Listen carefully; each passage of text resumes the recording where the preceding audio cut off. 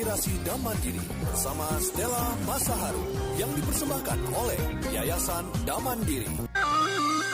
Radio DFM 103,4 Terminal Dangdut Orang 3,4 Radio DFM Terminal Dangdut Orang Jakarta. Oke, Jackdut Mania, saatnya kita masuk di Inspirasi dan Mandiri di sesi Bincang Sehat bersama Rumah Sakit Cendana Jakarta yang didukung oleh Yayasan Damandiri. Dan tema pagi ini adalah manajemen nyeri pada bidang anestesi. Nah, Jackdut Mania, sebagian orang mungkin berasumsi kalau pekerjaan seorang dokter anestesi hanya sebatas memberikan pembiusan.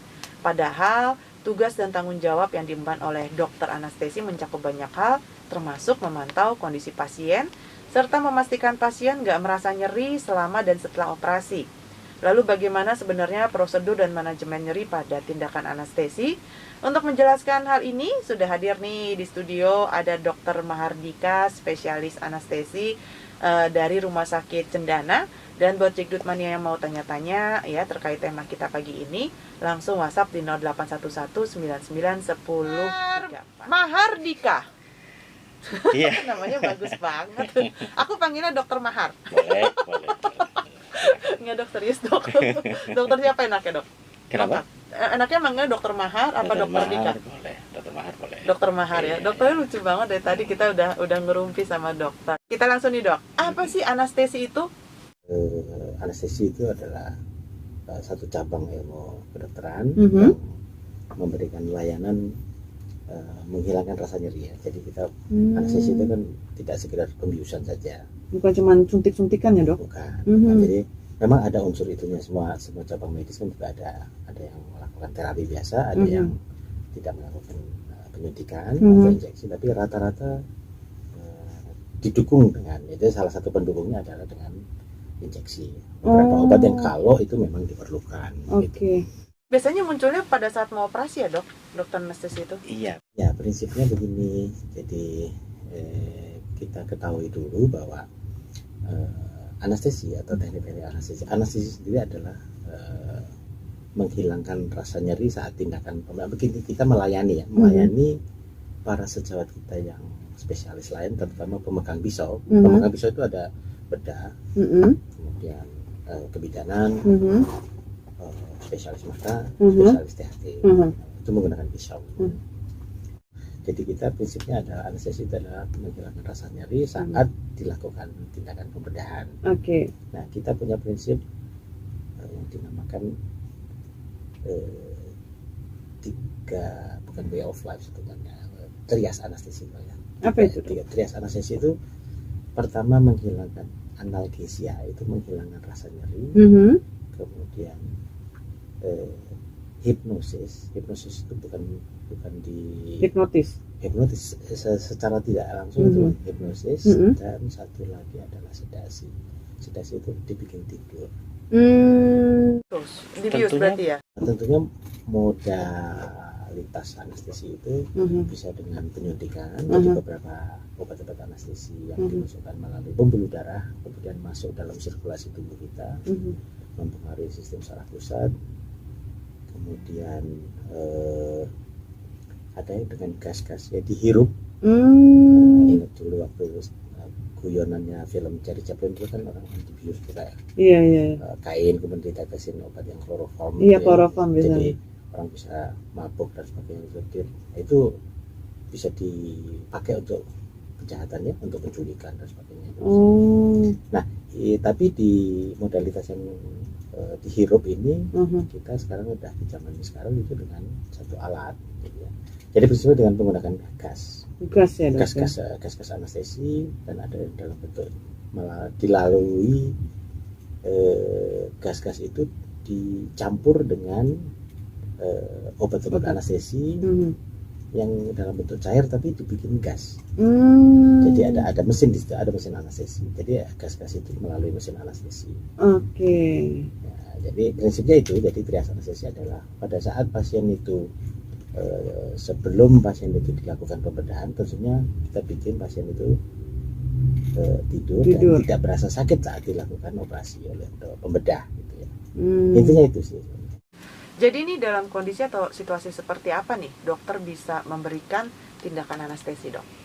Menuju ke situ, jadi ini sedikit ada pemahaman kepada para pemirsa semua bahwa sesuatu yang akan dilakukan pembedahan lebih bagus ya kita sarankan untuk bertemu dulu. Jadi pasien kita sarankan untuk bertemu dulu setelah bertemu dengan dokter bedahnya, misalnya ada tonjolan atau benjolan di lengan atau di mana gitu ya, kemudian mau dilakukan, Bu ini harus diambil atau Pak ini harus diambil, harus dilakukan operasi. Nah bertemulah dengan dokter anestesi untuk konsultasi. Dan kami sarankan itu karena segudang pertanyaan yang harus kita lakukan di pasien itu mengenai riwayat, mengenai riwayat pasien ya. Jadi kita menganut sistem anamnesa namanya. Jadi kita melakukan tanya jawab, dan itu harus terjadi komunikasi dua arah antara dokter anestesinya dengan pihak keluarga atau pasiennya yang akan dilakukan pembedahan itu. Prinsip dasar yang kita tahu, yang kita lakukan adalah mempertanyakan mengenai riwayat penyakit. Adakah riwayat penyakit sebelumnya? Misalnya basic yang kita tahu dasar adalah adakah riwayat tekanan darah tinggi, penyakit darah tinggi, kemudian ada asma apa enggak, kemudian ada riwayat penyakit peningkatan gula ya, kadar gula darah. ESK masuk nggak dok? ESK tidak. Aku sampai sekarang masih kena ESK. Nah, Infeksi saluran keuangan. Oh, keuangan. Iya. Oh iya. Itu tentunya di belakang lagi Di belakang ya. itu ada kan. Itu tentu akan berkaitan dengan ISK itu. Tapi ya ini yang kita pahamkan dulu pada pasien atau pada pemirsa semua bahwa kenapa kok ditanya mengenai tekanan darah tinggi? Karena segala sesuatu yang berhubungan dengan tekanan darah, walaupun dia tekanan darahnya tinggi, itu tentunya tekanan akan tinggi banget kan ya, tekanan, misalnya tekanan ban dan sebagainya. Jangan dibayangkan meletus dulu ya. Ini tekanan darah yang bisa tinggi. Pecah ya dok? Pecah bisa terjadi pecah pembuluh darah di otak dan sebagainya bisa, tapi bisa membuat area yang dilakukan oleh pembedah atau dokter bedah itu menjadi lebih banyak perdarahannya dengan tekanan darah tinggi itu. Oke. Nah biasanya kalau terjadi tekanan darah tinggi bisa, iya saya punya ini dok, punya tekanan darah tinggi ya, kita konsultasikan dulu dengan penyakit dalam supaya di maintain dulu nih, dipelihara dulu, dikendalikan tekanan darahnya agar pada normal saat tindakan pembedahan itu tidak terlalu tinggi tekanan darahnya sehingga mengurangi perdarahan saat tindakan pembedahan. Diabetes juga dok? Berkaitan dengan diabetes itu sebetulnya untuk anestesi cabang ilmu anestesi ya tidak terlalu mengkhawatirkan, tetapi itu ada batasnya. Jadi batas kira-kira gitu yang saya pahami itu yang saya pelajari itu adalah di bawah 200 mg per desiliter itu kadar gula yang diminimalkan, ada dipersyaratkan pada saat sebelum dilakukan tindakan anestesi. Ya karena apa sebetulnya? Ketika gula darah tinggi itu bisa kita pelihara atau kita maintain, kita lakukan terapi bersamaan dengan saat operasi. Karena tekanan darah, gula darah yang tinggi itu bukan berdampak pada anestesinya biasanya, tetapi pada operator, pada pembedahnya. Karena beliau dokter bedah yang melakukan tindakan pembedahan itu akan mengalami sedikit gangguan pada saat merawat pasiennya pasca operasi. Jadi itu membuat misalnya lukanya lebih lama sembuhnya gitu. Dengan kadar gula darah yang tinggi. Atau dia dulu pernah punya riwayat pernah luka tapi tidak sembuh, tidak mengering pengentalan darahnya. Dan itu biasanya dikarenakan karena kadar gula darah yang tinggi. Dokter Mahar, nanti kita lanjut lagi nih, kita undang dulu nih, mumpung ada Dokter Mahar di sini ya.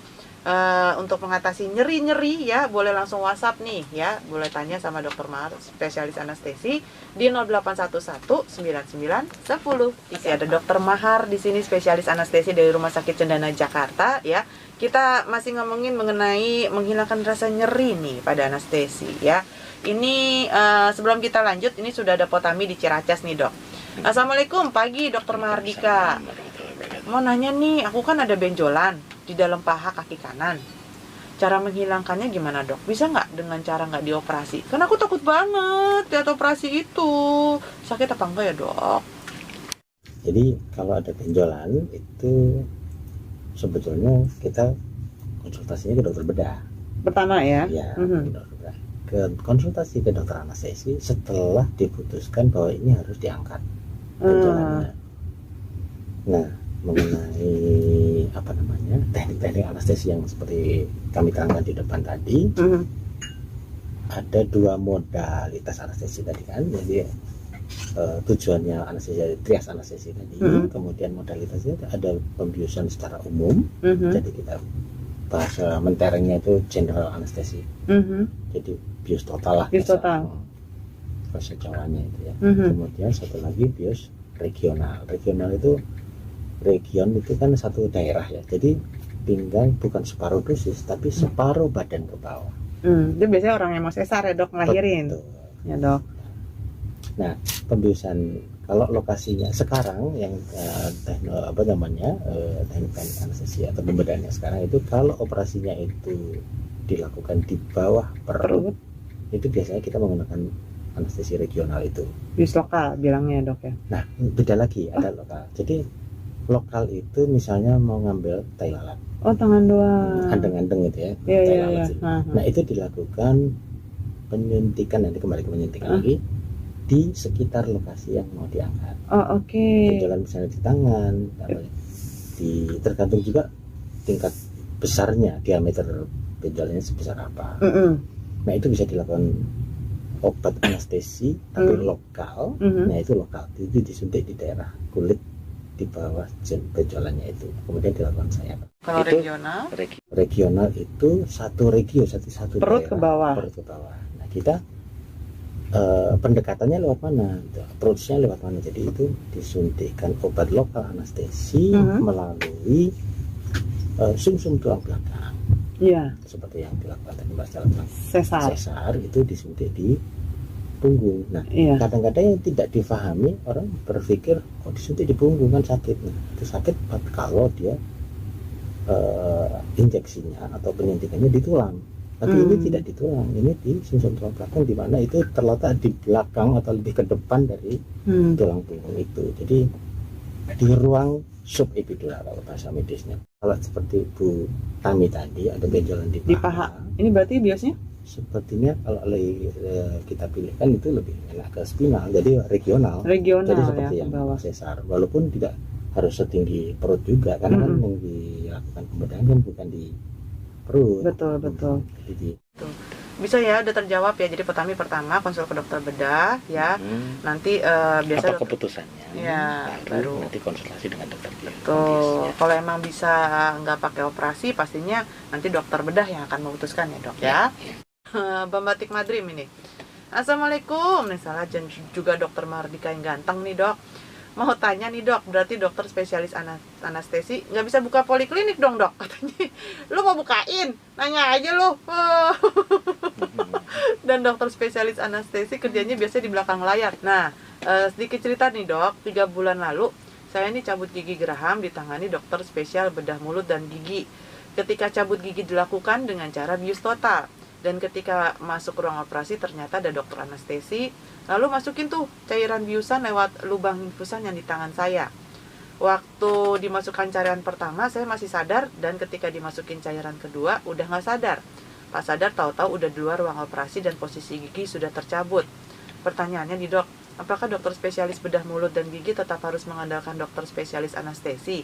Apakah dokter bedah mulut dan gigi nggak bisa ngebius sendiri dok? Makasih udah dijawab dok. Mudah-mudahan sih ke depan nanti akan para pemirsa semua kalau ketemu dengan dokter bedah dan harus dilakukan pembedahan, harusnya ketemu dulu dokter anestesi. Nah, apa tadi poliklinik ya? Berarti tidak bisa praktek poliklinik. Ada poli anestesi itu ada poliklinik anestesi.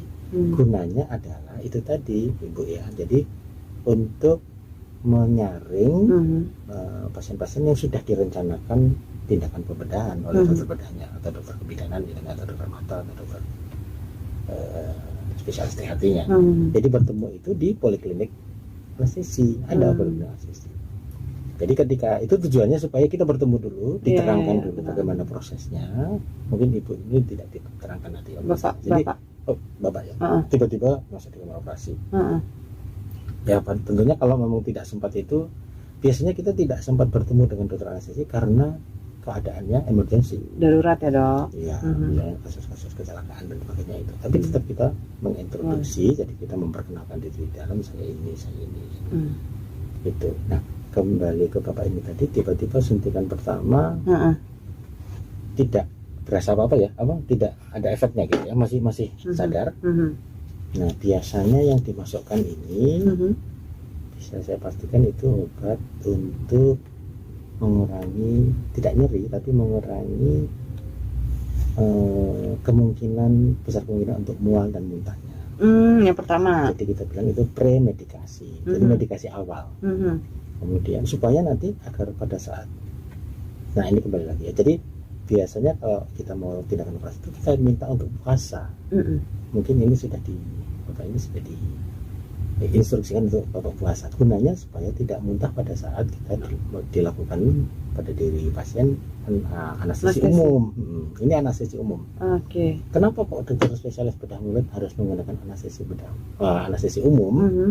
Karena posisi gigi ini kan di rongga mulut, Iya. di mana rongga mulut adalah area untuk yang terimbas dengan pernafasan juga, sehingga kita ada hubungannya dengan sistem pernafasan. Ini Mhm. yang harus kita pahami bahwa, nah masa nggak bisa dicabut gigi aja dengan napas biasa? Mhm.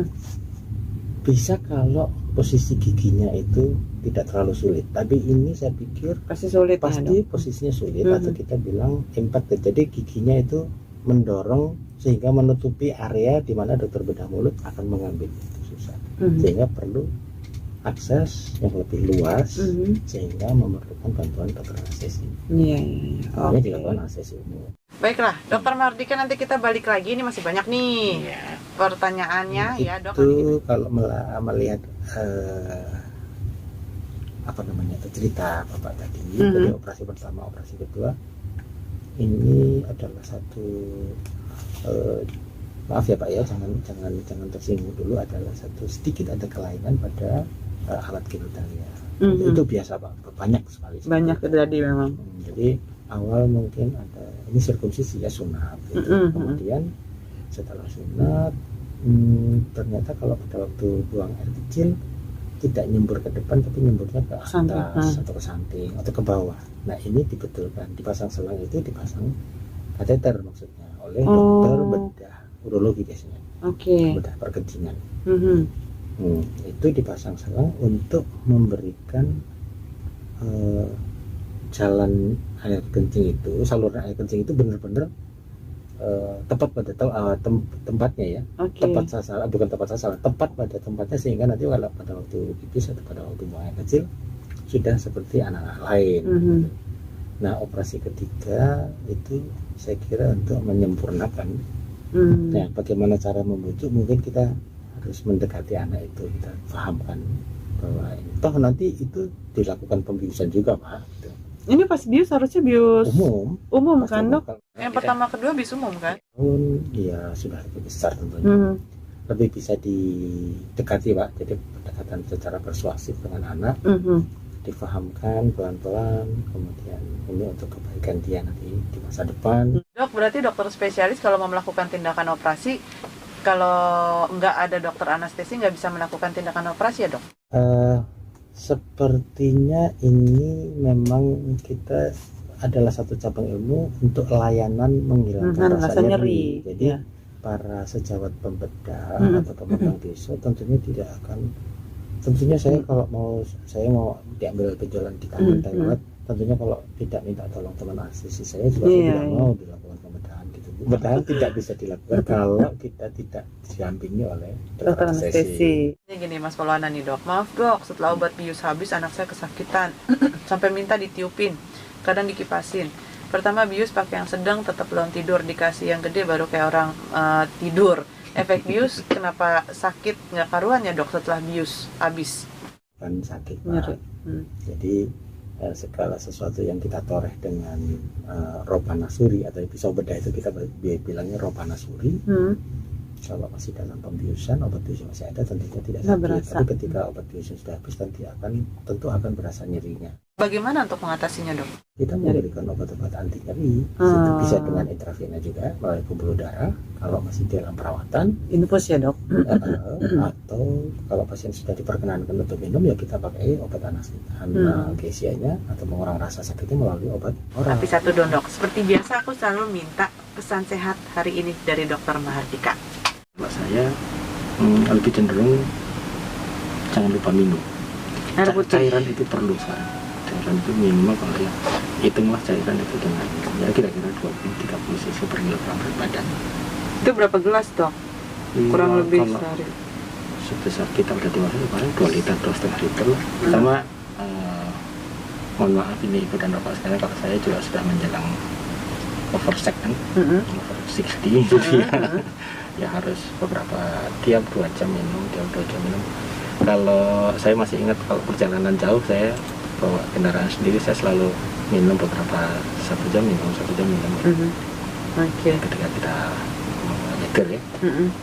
Yang kedua itu. Yang ketiga suplemen ya, karena itu dengan D3 kita cukup, dan periksakan diri kita berapa kadar vitamin D kita. Kalau kita sudah cukup tinggi, kita boleh percaya aja, kita kalau D kita tinggi, kita maintain, kita pelihara dengan baik, bekal hilang tuh. Yang seperti Bapak tadi siapa yang Iya.